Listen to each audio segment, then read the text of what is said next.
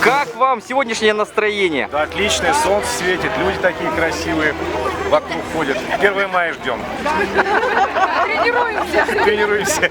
Насколько важно сохранение национальной культуры, мастерского искусства и, естественно, национальных костюмов? Ну, я думаю, что это неразрывно связано с психологией, с менталитетом человека, с национальной культурой. Без этого человек не может себя идентифицировать с определенной нацией, с общностью какой-то. Я думаю, это очень важно. Так же, как язык, кстати, национальный. Это все очень важно.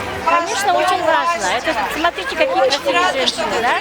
Наше поколение росло в таких нарядных костюмах. Кто-то забыло в последнее время. Сейчас очень хорошо то, что возобновили с садика, начиная, да, детского садика, начиная, должны уже не стыдясь одеваться в национальные костюмы на улице.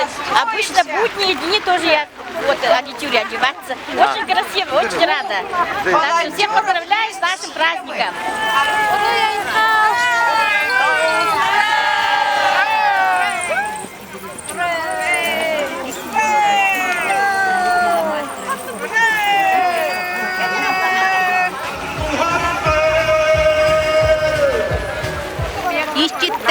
Туганатчылар браһниктарына идистиңе гадда балларга үлелерге үдүкситихини өссаданы оңора турдуннар макталы гытта.